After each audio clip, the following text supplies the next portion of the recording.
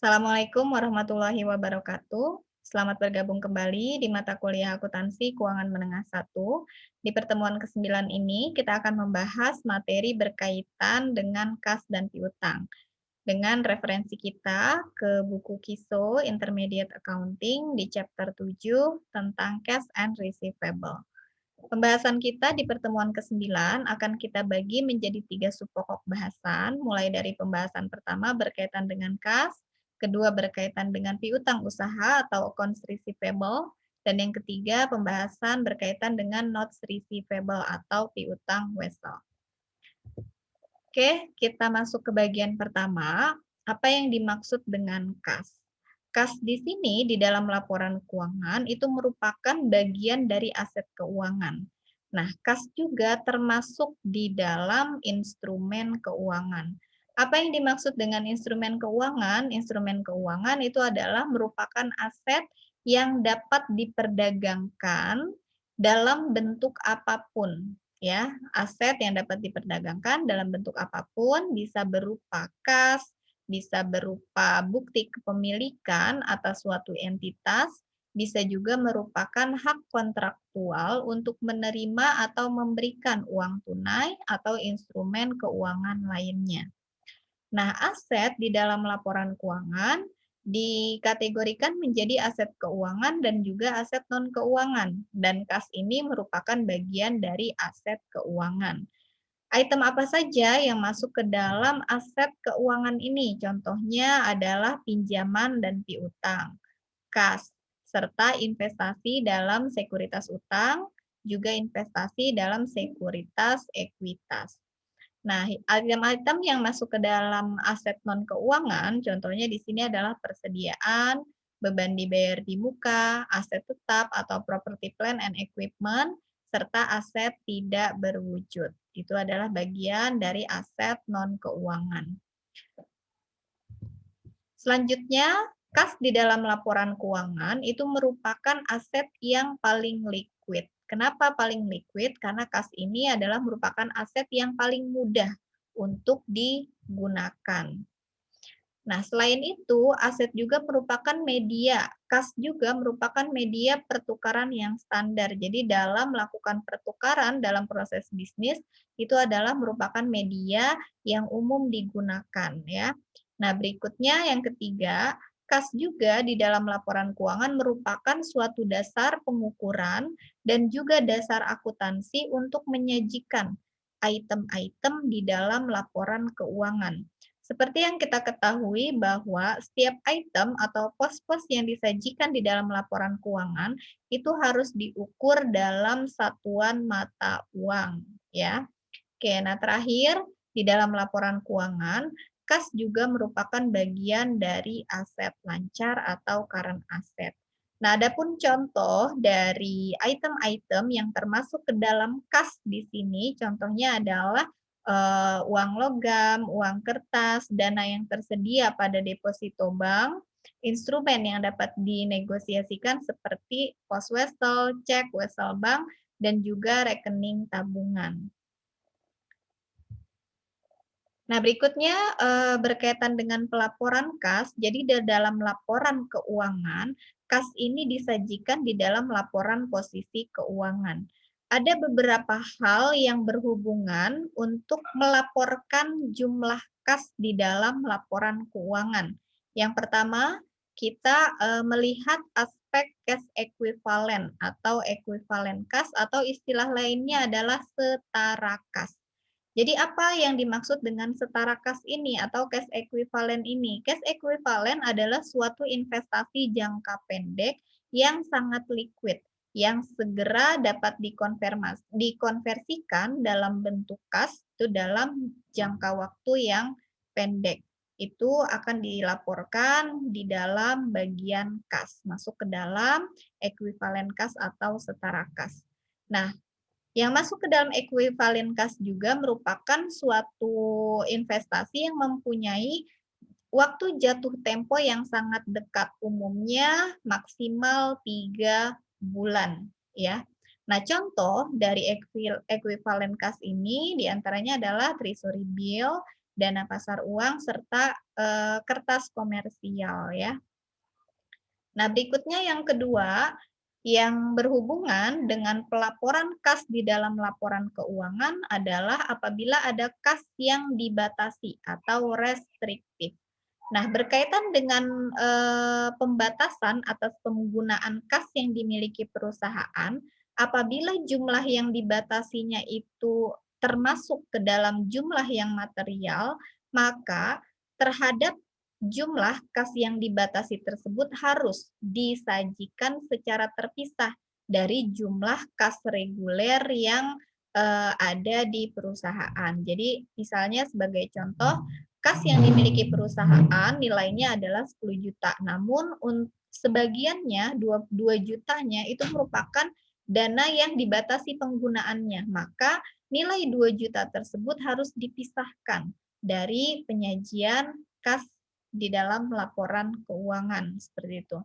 Nah, berikutnya, kas yang dibatasi tersebut nantinya bisa dikelompokkan ke dalam aset lancar atau bisa juga dikelompokkan ke dalam aset tidak lancar, tergantung tanggal penggunaan, kapan dana yang dibatasi tersebut dapat digunakan atau dapat dikeluarkan oleh perusahaan. Jadi sebagai contoh, misalnya perusahaan membatasi adanya pembatasan kas untuk dana cadangan untuk perolehan aset tetap di jangka panjang. Nah, itu bisa saja dibatasi, disajikan di dalam aset tidak lancar, seperti itu. Nah, adapun contoh dari kas yang dibatasi tersebut, contohnya adalah pembatasan penggunaan kas oleh perusahaan untuk memperoleh aset tetap.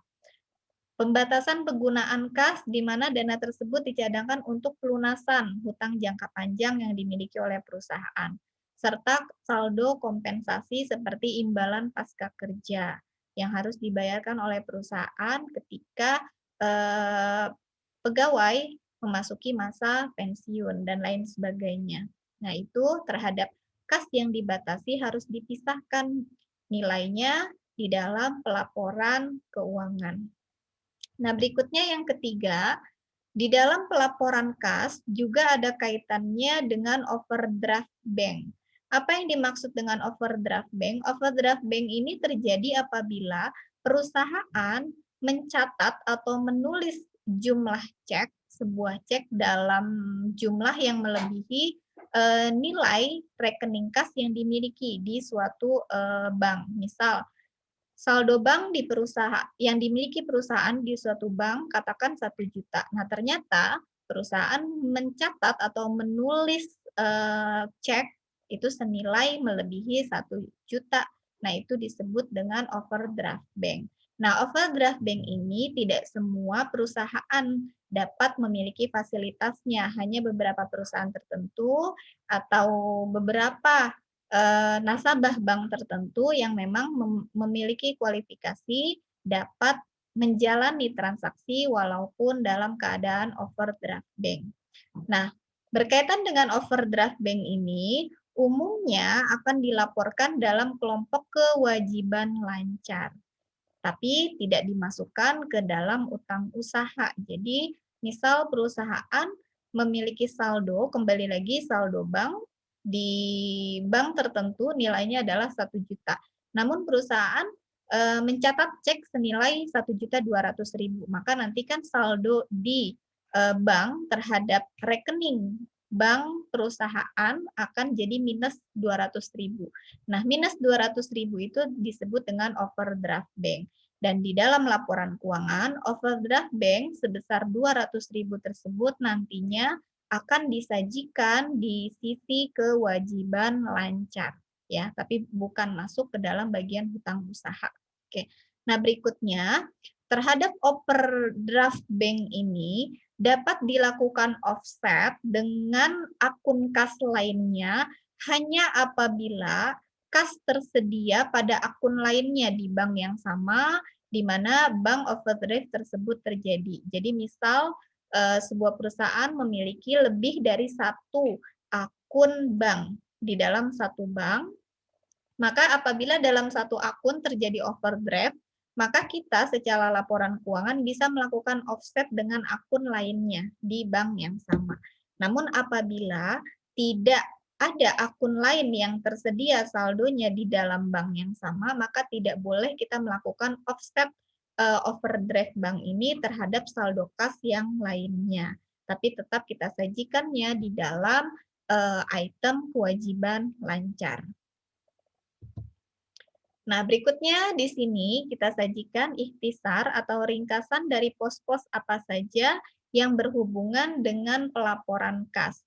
Nah, di sini di layar sudah disajikan klasifikasi dari kas, cash equivalent atau setara kas, dan juga non-cash item atau item yang bukan masuk ke dalam kelompok kas. Ya, kita identifikasi yang pertama, item yang pertama adalah kas. Kas di dalam laporan keuangan masuk ke dalam klasifikasi kas. Nah, apabila dana kas tersebut tidak dibatasi penggunaannya, if unrestricted, maka kas tersebut akan dilaporkan sebagai cash. Namun apabila kas tersebut dibatasi penggunaannya, maka kita harus mengidentifikasi apakah pembatasan penggunaan kas tersebut dapat diklasifikasikan sebagai aset lancar atau aset tidak lancar. Ya. Nah, berikutnya untuk item petty cash dan change fund atau ini untuk dana kas kecil dan juga perubahan dana, itu di dalam laporan keuangan diklasifikasikan menjadi kelompok kas, ya, akan dilaporkan sebagai kas. Nah, berikutnya short term paper atau investasi jangka pendek. Untuk investasi jangka pendek ini bisa diklasifikasikan sebagai setara kas atau bisa juga diklasifikasikan sebagai investasi jangka pendek, tergantung jangka waktu jatuh temponya. Nah, kita lihat di sini. Apabila investasi jangka pendek tersebut akan jatuh tempo kurang dari 3 bulan, maka itu akan dilaporkan sebagai setara kas atau cash equivalent, ya. Namun apabila investasi jangka pendek tersebut jatuh temponya itu antara 3 sampai dengan 12 bulan, maka nanti kita akan menyajikannya ke dalam aset lancar, bukan disajikan sebagai setara kas, ya. Dia masuk ke dalam investasi jangka pendek. Nah, berikutnya post debt check dan juga pernyataan berhutang atau IOU, saya berhutang kepada Anda. Nah, itu akan disajikan di dalam klasifikasi piutang. Nah, dengan asumsi nilai tersebut itu dapat ditagihkan. Nah, berikutnya travel advance atau uang muka perjalanan. Nah, uang muka perjalanan ini, item uang muka perjalanan di dalam laporan keuangan akan disajikan sebagai bagian dari receivable, di mana merupakan non-trade receivable. Nanti akan kita bahas lebih lanjut di bagian piutang ya. Nah, diasumsikan nilai travel advance ini akan dapat ditagih dari karyawan ya, dari karyawan. Nah, berikutnya postage on hand, jadi artinya kalau ada beban pos, bukan beban pos, surat pos seperti materai atau juga perangko ya, materai atau perangko, itu di dalam laporan keuangan akan diklasifikasikan menjadi prepaid expense atau beban dibayar di muka. Jadi ketika kita membeli materai ataupun perangko, maka kita akan akuinya sebagai beban dibayar di muka terlebih dahulu. Nah, terhadap beban dibayar di muka ini bisa juga diklasifikasikan sebagai persediaan perlengkapan kantor. Nah, berikutnya yang berikutnya untuk item bank overdraft di dalam laporan keuangan akan dilaporkan, diklasifikasikan menjadi kas. Diklasifikasikan sebagai kas apabila jika offset tidak dapat dilakukan, maka akan dilaporkan sebagai sebagai current liability. Jadi artinya bank overdraft ini masuk ke dalam klasifikasi kas. Namun apabila tidak dapat dilakukan offset dengan akun kas lainnya, maka dilaporkannya sebagai hutang lancar atau current liability. Nah, terakhir, saldo kompensasi itu diklasifikasikan sebagai kas yang dipisahkan. Kas yang dipisahkan dan diklasifikasikan sebagai deposit atas biaya yang dipinjamkan atau juga dana kompensasi. Nah, jadi sebagai contoh, misal dana penyisihan untuk imbalan pasca kerja itu juga akan dilaporkan di bagian sebagai kas yang dipisahkan ya. Nah, untuk hal ini maka nanti di dalam laporan keuangan bisa diklasifikasikan sebagai aset lancar atau bisa juga masuk ke dalam aset non lancar di dalam laporan posisi keuangan. Nah, terhadap pemisahan kas yang diklasifikasikan ini harus didisclose atau harus diungkapkan di dalam catatan atas laporan keuangan.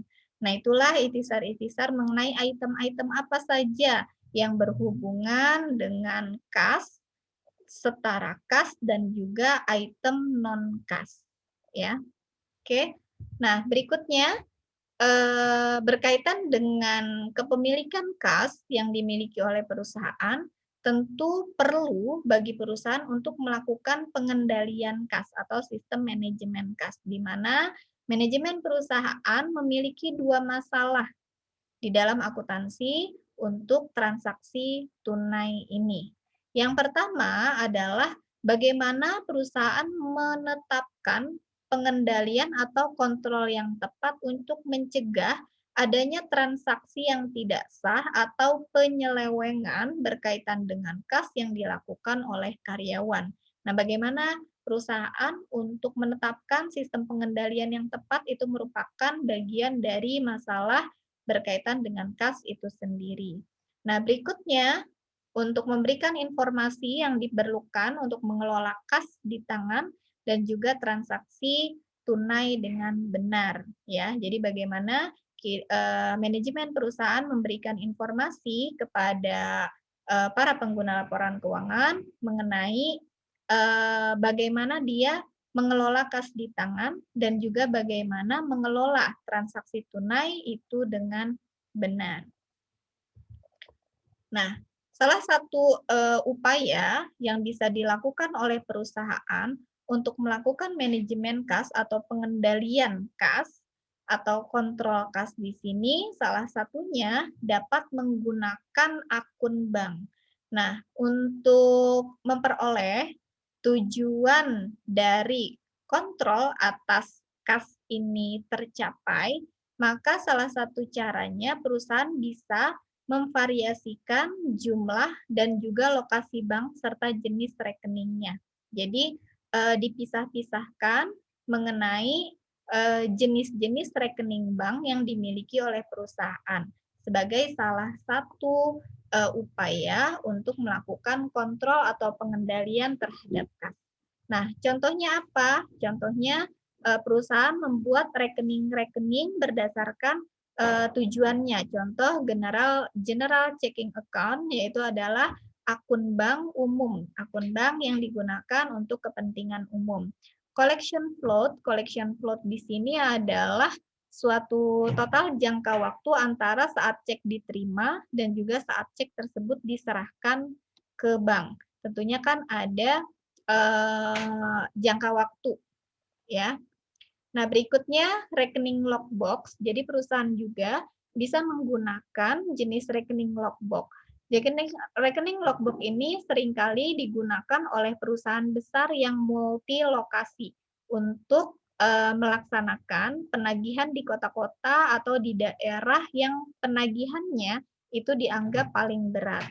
Nah, dengan menggunakan sistem rekening lockbox ini, perusahaan akan menyewa sebuah kotak pos setempat di suatu daerah tersebut, serta memberikan otorisasi kepada pihak bank setempat untuk mengambil pengiriman cek dari pelanggan ke dalam box tersebut. Nah, keuntungan dari penggunaan account logbook ini yaitu untuk mempercepat perusahaan dalam rangka memiliki ketersediaan kas dari piutang yang ditagih, seperti itu. Nah, berikutnya yang keempat, perusahaan juga bisa menggunakan impress bank account atau sistem dana tetap berkaitan dengan akun bank yang dimiliki. Nah, umumnya berkaitan dengan impress bank account ini diterapkan oleh perusahaan dalam rangka menggunakan kas kecil ya, kas kecil. Jadi penggunaan kas kecil menggunakan sistem dana tetap. Nah, sebagai contoh di sini berkaitan dengan impress sistem fund atau kas dengan dana tetap itu biasanya digunakan oleh perusahaan dalam menggunakan metode kas kecil.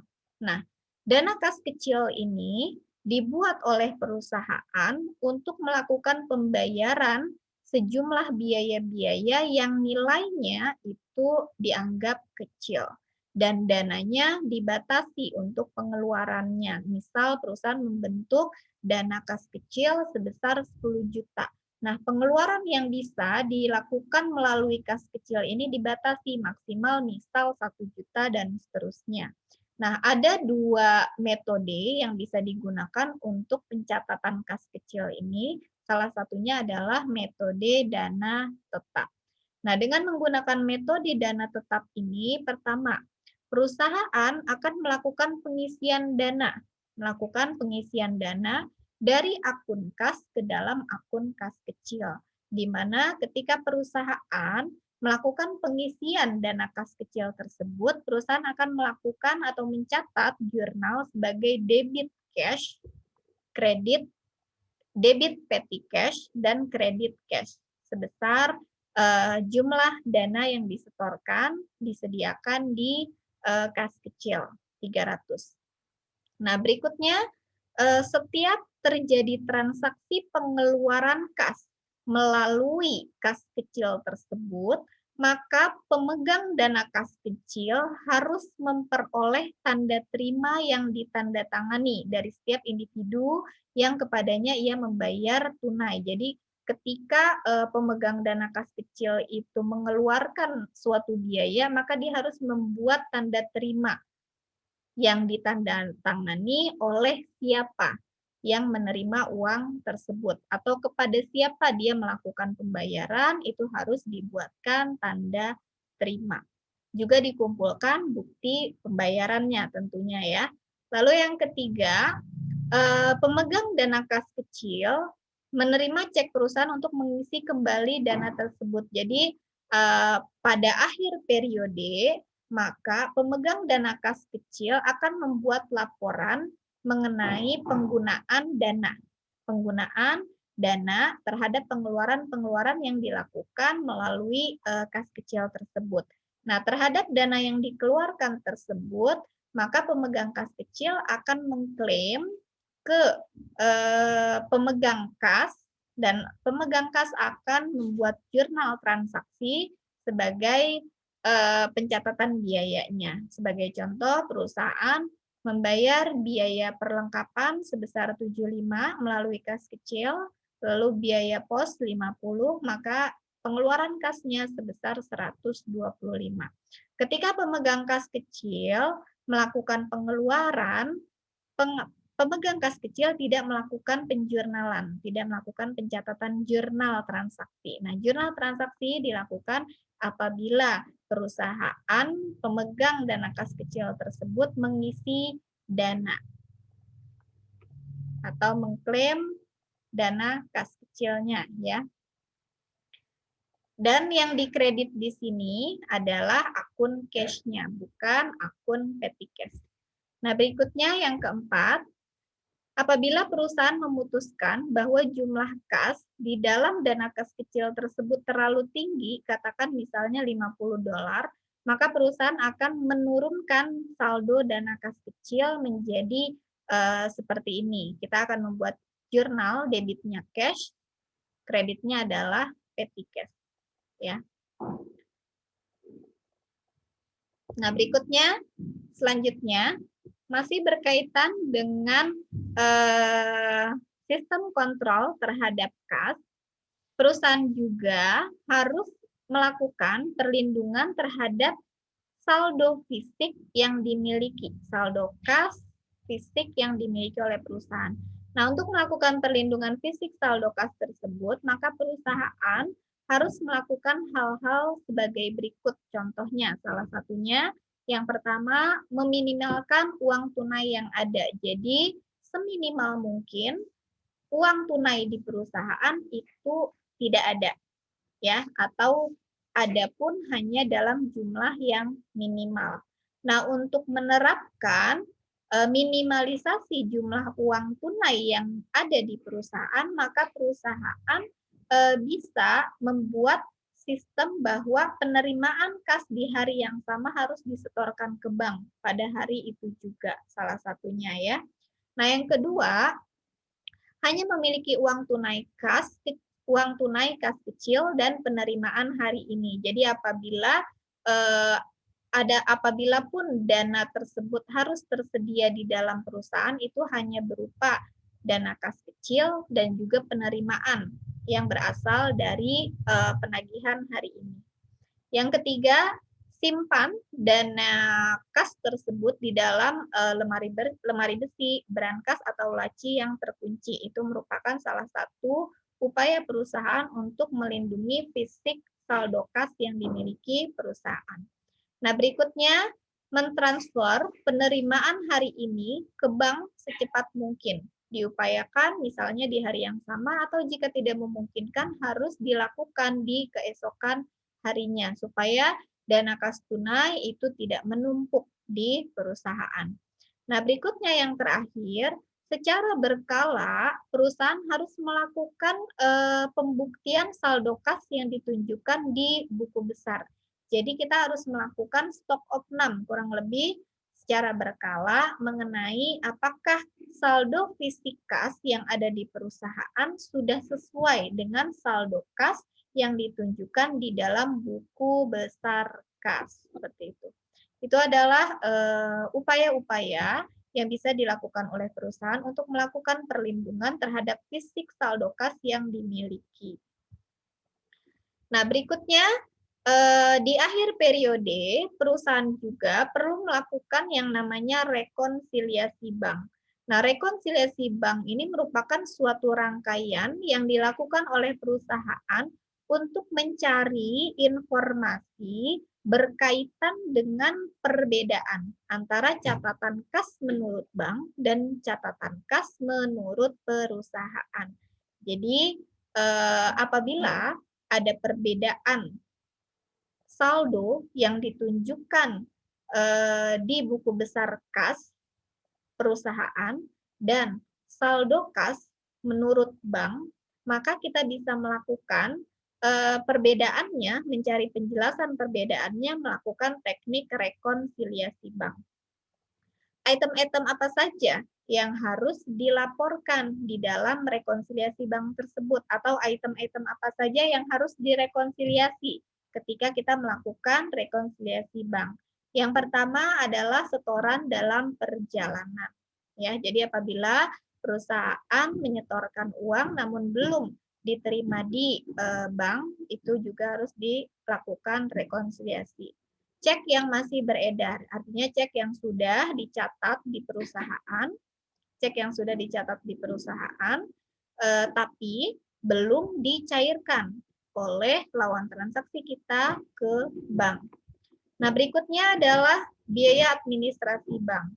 Biaya administrasi bank, jika belum dicatat di perusahaan, maka harus dilakukan rekonsiliasi.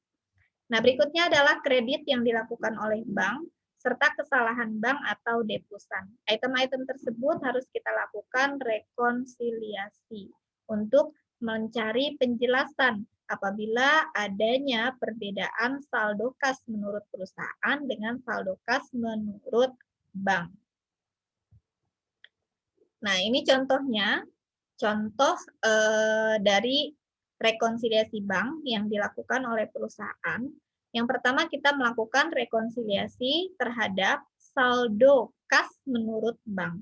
Di mana pertama kita sajikan balance per bank statement. Jadi saldo kas menurut bank statement atau rekening koran bank di akhir periode berapa. Kita ambil angkanya di sini berdasarkan saldo akhir bank menurut rekening koran. Ditambah dengan deposit in transit atau setoran dalam perjalanan. Jadi kita sudah menerima misalnya penerimaan piutang tapi belum kita setorkan ke bank. Nah, berikutnya adalah undeposit receipt cash on hand ya. Ini adalah penerimaan yang belum disetorkan ke bank yang masih masuk ke dalam cash on hand.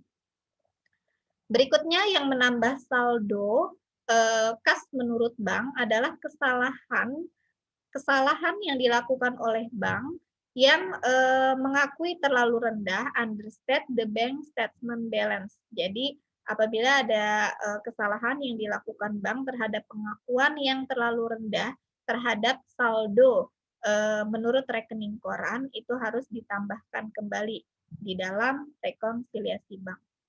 Nah, berikutnya, apa saja yang mengurangi saldo bank, saldo kas menurut pencatatan bank?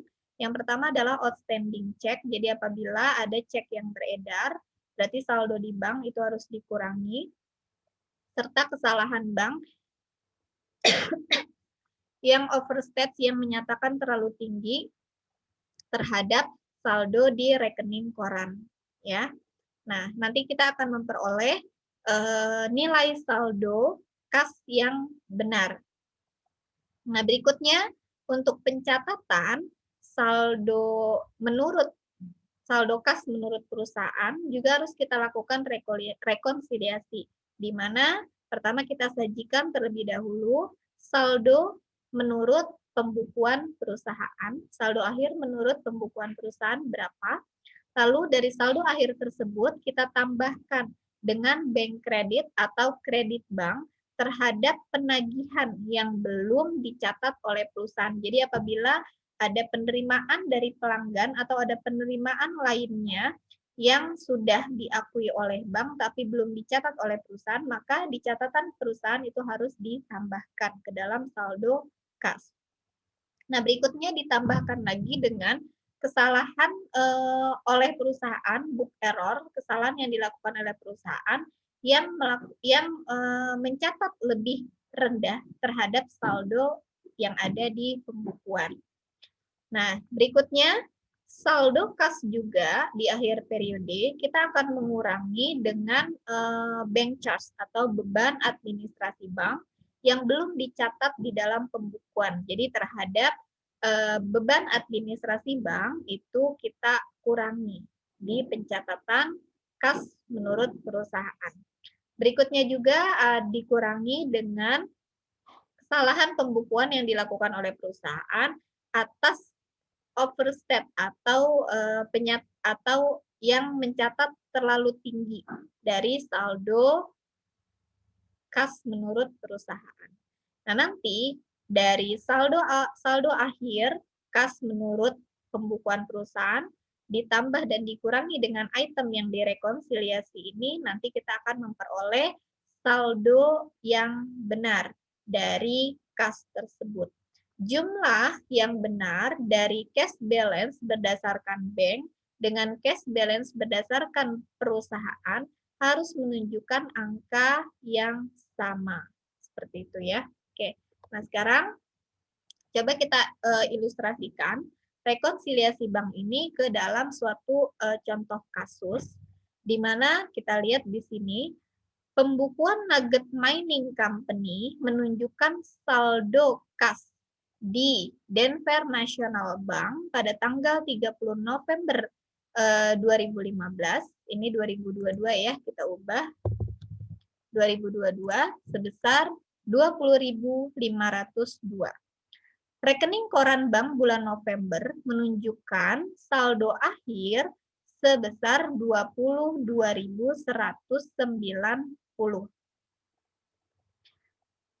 Pemeriksaan catatan akuntansi, jadi berdasarkan pemeriksaan catatan akuntansi yang dilakukan oleh Nugget Mining Company dan rekening koran bulan November, diidentifikasi ada beberapa item yang harus direkonsiliasi, ditemukan 7 item sebagai berikut.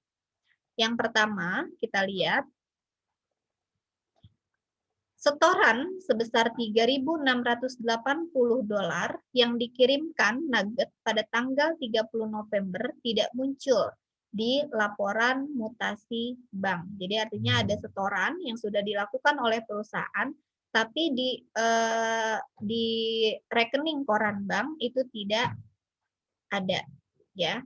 Nah, berikutnya yang kedua, cek yang ditulis pada bulan November tetapi tidak dibebankan pada laporan bank bulan November adalah cek sebagai berikut. Jadi ini adalah cek yang sudah dikeluarkan oleh perusahaan tapi belum didebit oleh bank. Ini masuk ke dalam cek dalam perjalanan. Nah, berikutnya yang ketiga, Nugget belum mencatat bunga sebesar $600 yang diterima oleh bank pada tanggal 20 November atas obligasi Secure Company yang dipegang oleh bank untuk Nugget. Jadi ada penerimaan atau pendapatan bunga obligasi yang sudah masuk ke rekening bank tapi belum dicatat oleh perusahaan. Nah, berikutnya biaya administrasi bank sebesar $18 belum dicatat di dalam pembukuan Nugget. Yang kelima, bank mengembalikan salah satu cek pelanggan Nugget sebesar $220 dengan laporan mutasi bank. Di dalam laporan mutasi bank itu ada tanda NSF atau non-sufficient fund. Artinya ada cek yang diterima oleh perusahaan sebesar 220, tapi dana di rekening customer itu kurang sehingga penerimaan banknya didebit kembali atau dikembalikan oleh bank kepada pelanggan Nugget tersebut, ya, karena saldonya tidak mencukupi. Sehingga bank memotong lagi sebesar $220 dari rekening Nugget.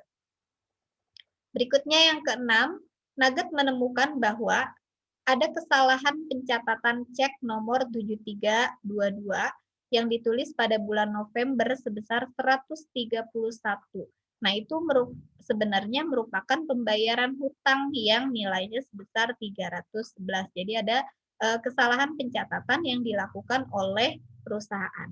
Harusnya pembayaran hutang sebesar 311 tapi dicatat oleh perusahaan sebesar $131.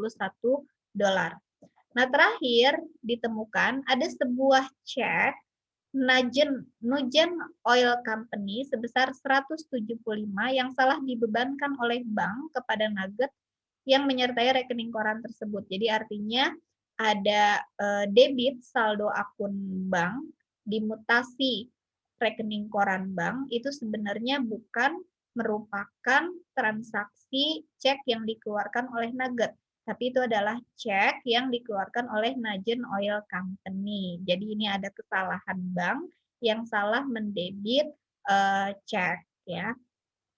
Nah, dari informasi tersebut, maka kita bisa menyusun laporan rekonsiliasi bank sebagai berikut. Ya, jadi dari 7 item ini kita harus mengidentifikasi mana yang menjadi penambah dari saldo sisi bank, mana yang menjadi penambah dari saldo sisi perusahaan. Begitu juga dengan pengurang sisi bank dan juga pengurang sisi perusahaan. Oke. Nah, di sini kita buat Nugget Mining Company laporan rekonsiliasi bank untuk Bank Denver National Bank per tanggal 30 November 2022. Jadi laporan rekonsiliasi bank ini harus dilakukan untuk masing-masing bank. Jadi kalau perusahaan memiliki 3 akun di 3 bank, maka kita akan membuat 3 laporan rekonsiliasi bank ini, ya. Oke. Nah, sekarang kita lihat Saldo menurut rekening koran di akhir periode nilainya adalah 22.190. Kita lihat kembali lagi ke soal. Nih ya, rekening koran bank bulan November menunjukkan saldo akhir 22.190. Sedangkan menurut pencatatan pembukuan Nugget Mining Company, saldonya adalah 20.502. Ini 22.190 menurut bank, 20.502 menurut perusahaan.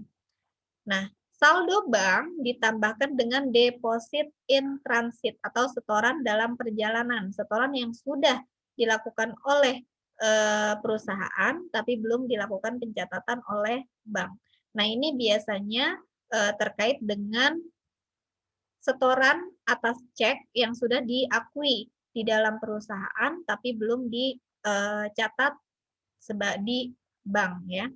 Nah, berikutnya ada deposit in transit sebesar 3.680.